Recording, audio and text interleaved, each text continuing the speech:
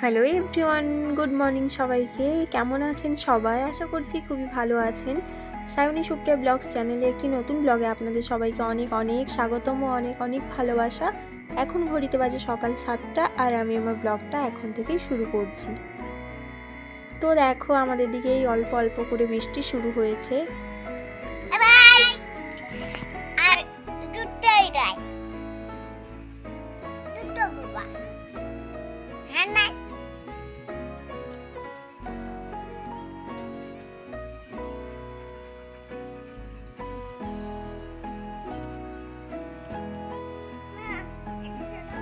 তো দেখলে আজকে সকালে উঠতে পারিনি, কারণ খুবই বৃষ্টি হচ্ছে, খুব নয় সরি অল্প অল্প বৃষ্টি হচ্ছে বাইরে। তো মেয়ে আমি বেশ অনেকটা সময় ধরে বিছানার মধ্যে বসেই ছিলাম আর অল্প অল্প গল্প করছিলাম আর বাইরের দিকে দেখছিলাম। তো বাইরের ওয়েদারটা একবার তোমাদেরকে দেখাই। এই বৃষ্টি স্নাত ব্যাপারটা না আমার খুবই ভালো লাগে, ইচ্ছে করে গিয়ে একটু পা ভেজাই জলে, কিন্তু না সেটা হয়ে ওঠে না, কারণ এই সকাল সকাল এমনিতে আবার আমি যদি এই বৃষ্টির মধ্যে ভিজি তো শরীর খারাপ হয়ে যাবে। তো এত কিছুর মধ্যে আমাকে তো উঠতেই হবে। আর বাড়ির সবার জন্য দেখো আমি উঠে চা বানিয়ে নিয়েছি। তো ব্রাশ করে ফ্রেশ হয়ে আমিও রুমে এসেছি।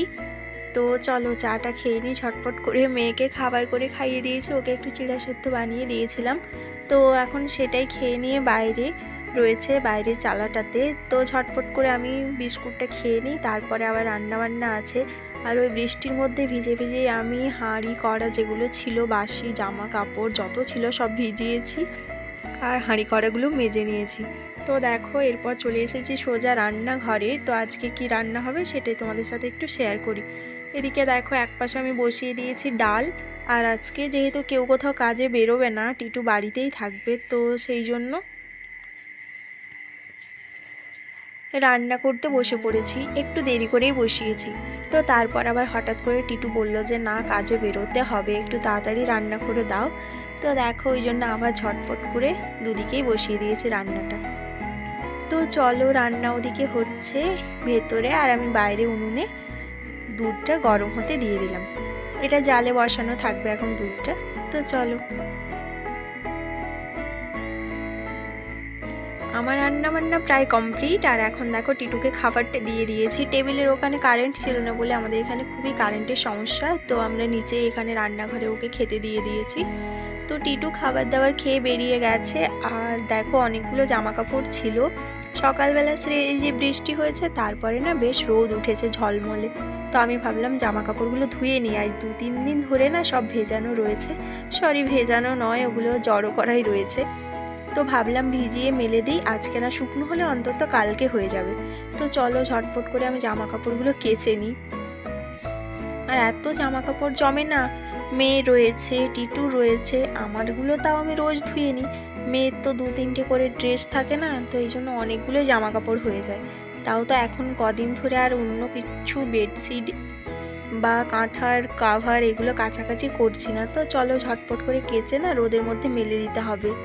এখন একটু রোদ উঠেছে, কে বলতে পারে একটু পরে আবার না বৃষ্টি শুরু হয়ে যায়। আর এই বর্ষাকালে তো এই জামা কাপড় মেলা, তাকে তোলা, এটা তো প্রায় একটা খেলার মতো চলতেই থাকে। তো চলো জামা কাপড়গুলো ধুয়ে ফেলি।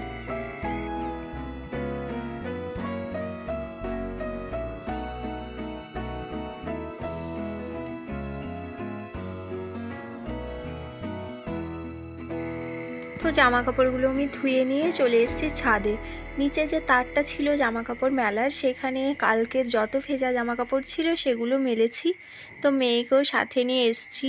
আর ছাদের মধ্যে না আমাদের বেশ অনেকটাই জল জমে, তোমরা তো আগেও দেখেছো। তো সেই জলটাকেও ঝাঁট দিয়ে বের করতে হবে, সাথে জামা কাপড়গুলো মেলতে হবে।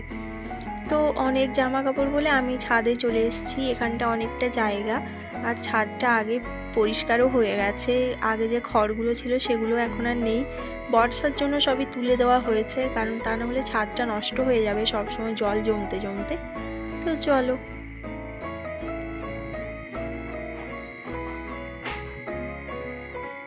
আর এদিকে দেখো মেয়ে কেমন পিছন পিছন ঘুরঘুর করছে, আসলে ও একটা কাজ করছে, সেটা হলো চিমটিগুলো লাগাচ্ছে সব। আমি জামা কাপড়গুলো মেলছি, ও এসে চিমটিগুলো লাগাচ্ছে। তো দেখো ও এটাতেই খুবই খুশি।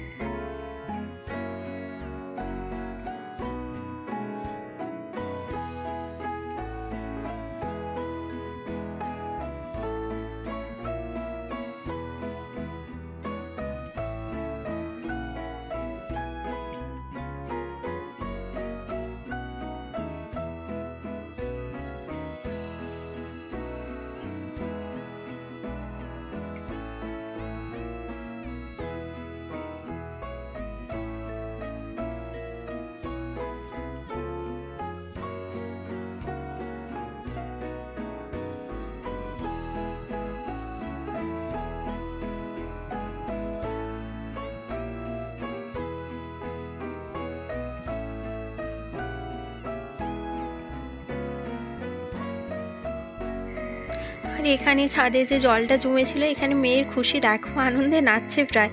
তো ওকে বললাম যে স্লিপ করে পড়ে যাবে, চল মা। দেখেছো কিরম জল জমে থাকে ছাদে। তো আমাদের ছাদটা না নষ্ট হয়ে যাবে জলটা না ঠিকঠাক করে বের করালে। তো চলো এখন মেয়েকে বকছি, ভেজা জামা কাপড়গুলো মাথার মধ্যে দিচ্ছি, আর এবার চলে যাব নিচে।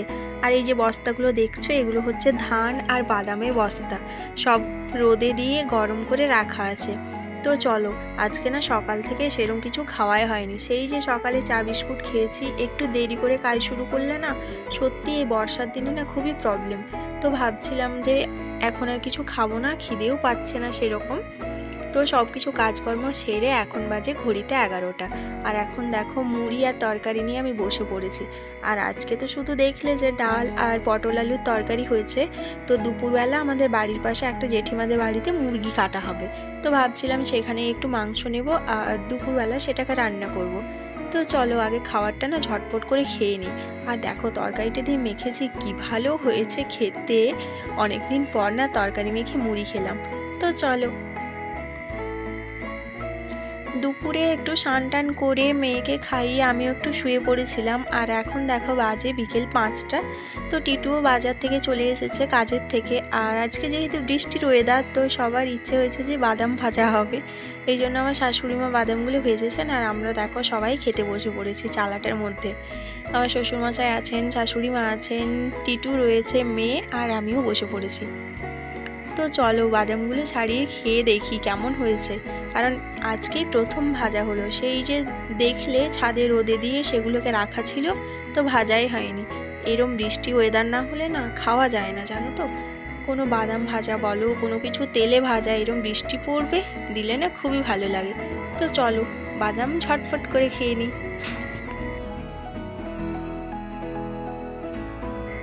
আমি বাদাম টাদাম খেয়ে তারপর দেখো চলে এসেছি রান্নাঘরে, আর টিটুর জন্য একটু লিকার চা বানিয়ে দেবো। ওর যেহেতু শরীরটা ভালো নেই তার জন্য। আর তারপরে চা বানিয়ে এখন আমি চলে এসেছি সোজা ঠাকুর ঘরে। সন্ধে দ্বীপটা জ্বালাতে হবে, তা না হলে এখন অনেকটা দেরি হয়ে যাবে। আর আমি ওই দেরি করে সন্ধে দেওয়া একদমই পছন্দ করি না। তো চলো ঝটফট এখন সন্ধে দ্বীপটা দিয়ে আসি।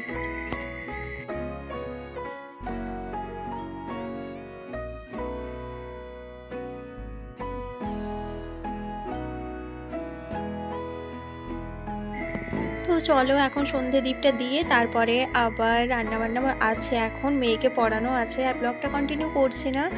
কেমন লাগলো জানিও, ভালো লাগলে লাইক কমেন্ট আর অনেক অনেক শেয়ার করো। আজকের মতো টাটা সবাইকে।